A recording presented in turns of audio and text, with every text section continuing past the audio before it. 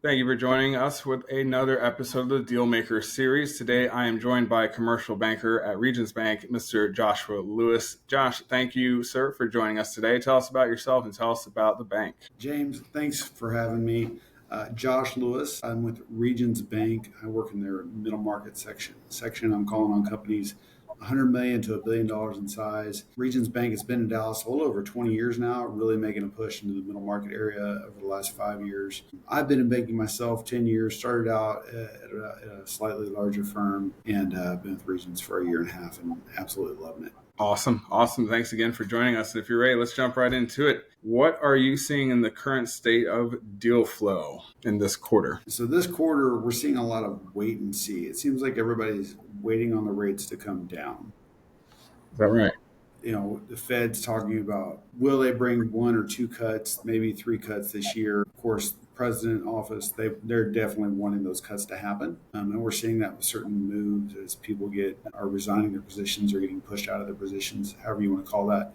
And so we're seeing a lot of people kind of hold off and see what they can push off. Now, the things that are coming through, we're probably seeing around 3 to 3.25 turns of leverage. People are pushing the envelope a little bit, but market's telling them that's acceptable. But a lot of PE firms are still trying to get roll-ups done and getting funds executed before year end. Yep. Are you seeing any particular kinds of deal structures more frequently than the prior quarter? Can't say it's more frequent. I think we're seeing a lot of people are doing interest-only periods right now, which is very interesting as they're wanting to push off making any principal payments or anything like that. Amortizations getting pushed out. Usually that's not a big hanging point, but I've got 3 deals right now where it's kind of a IO period is what they're pushing for, whether it be 12, 18, or 24 months. So some of the folks I've interviewed throughout this year, I'd say in the first half of the year, we're talking about seeing a lot of structures that were pretty much hedging risk and trying to share that risk quite a bit. Things like earnouts and stuff like that. Are you still seeing that now, or has that kind of gone away? So I think I'm thinking of one deal I have right now. There is an earnout, but they're not using debt for that earnout. So they are holding it back as part of their equity, which we're okay with. We'll put debt on this company. We believe in this company, and they can afford to have the debt, the leverage. But there is an earnout. I think it's typical of what you're seeing of, hey, managers stay in place for 2 years, and we'll make sure that you get paid at that point. And we really want you to answer the phone while the big customer calls. Holding feet to the fire on it, I'm not sure how much they're forcing them to stay in. It seems like a lot of PE firms right now are coming in. They're just wanting to take out management. So I've got one deal where they've gotten her out, but others have just been pushing management out and saying, hey, maybe you haven't done the best job, and we're going to take over and do it the management way. Yeah, there was almost everybody I talked to. There was a lot of earnouts, a lot of rollovers. Private credit had come up pretty strong in the last year or so, year and a half. Is that about the same or not really? So I've got 2 deals where private credit is involved. I don't think that we're going to get there on the deal just because of the leverage they're wanting. The private credit has now shown its teeth in a way and shown what they do, and that is get paid. And so the interest rates have become to the point of where it's pulling the company down. This one company I'm thinking of, they're 14% interest rate, and they just need to get out of it any way they can. And so they're working with us to get refinanced, but the private credit was great while it was there, but now it's a definite drag after you've paid 12 to 18 months of that expensive coupon. Yep. Are you seeing any particular activity in certain industries or sectors? So we're seeing, there's the obvious ones. We've got a lot going on in healthcare, and we've got a lot going on in tech. And then I'm in Dallas, and so we're seeing quite a bit of real estate still. So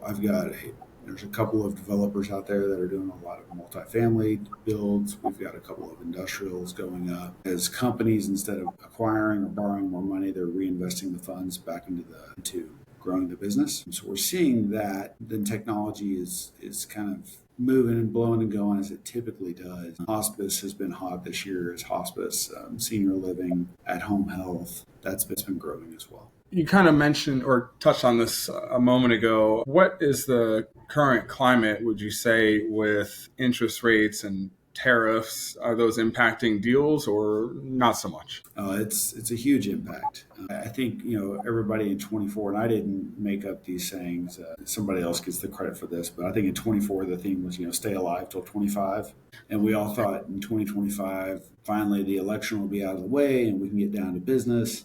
Rates will come down at the beginning of the year and we'll be set. Well, rates didn't come down; they've held high.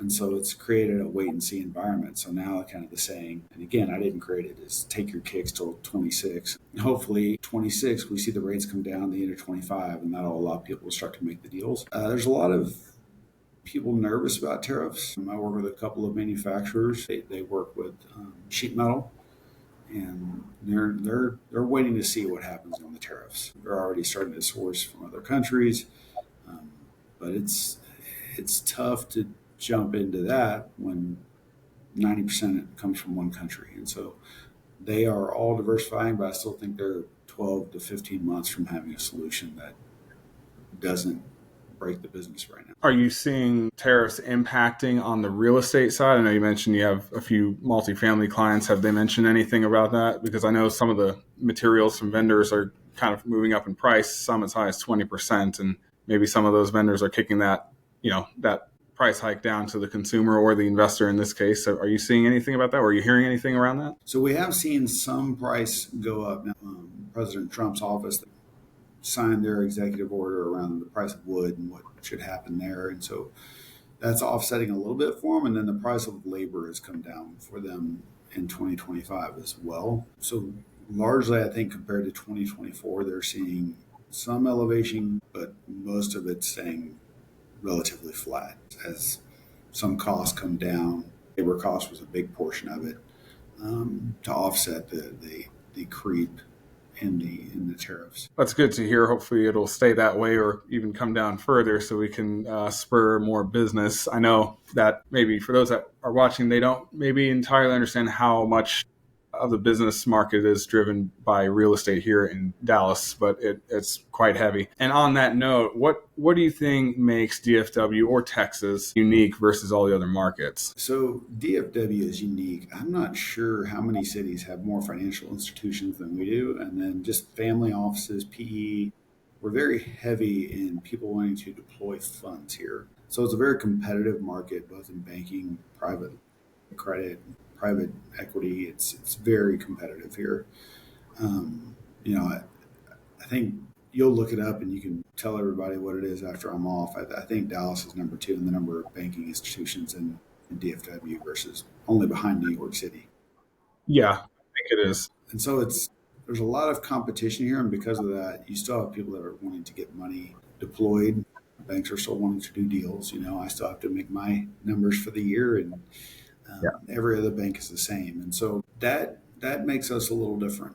We've got a strong financial market here, which allows us to keep moving, and even when times are tough. Yeah, I think we actually have more professionals living and working in the financial services industry in DFW than New York does. From what I've understood, we've got them on both counts. So, yes.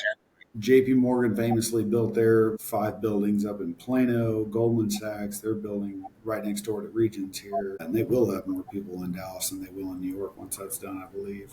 Bank of Yep. America's building here. Huntington's coming to town. They're buying Veritex. And so you're seeing a lot of growth. Banks, if they don't have their headquarters here already, are putting, a second headquarters in Dallas. On top of that, you've got the Texas Stock Exchange, which is Yep. Huge. growing, I think, faster than what a lot of people were thinking. And so Yep.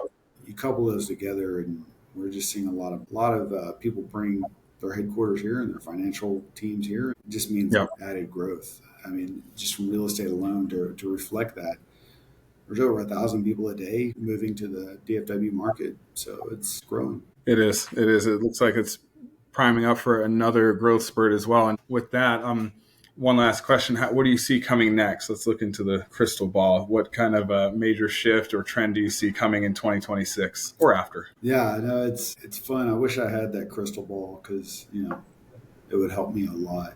But I think it's kind of I hate to be so cliche about it, But AI is the next thing. It's interesting to see what it's doing. Even from this morning on the way to work, I saw a Waymo car driving around. Now they still had a driver in it. Of course, I was in Phoenix a few weeks ago, and there was a Waymo driving around. No driver, just kind of checking it out. So what I understand is they still have to get a certain number of hours before they're able to turn loose. We're going to get closer to that, and that's going to change a number of things. Anything from Amazon deliveries that are already being made by drones. People, I always joke, I have daughters that are, younger right now, and are they ever going to have a car? I don't know. And so I see that happening. Some of these jobs or tasks that we're doing now manually, we may not. Go ahead. And so AI is definitely going to be the next move and pushing Yeah.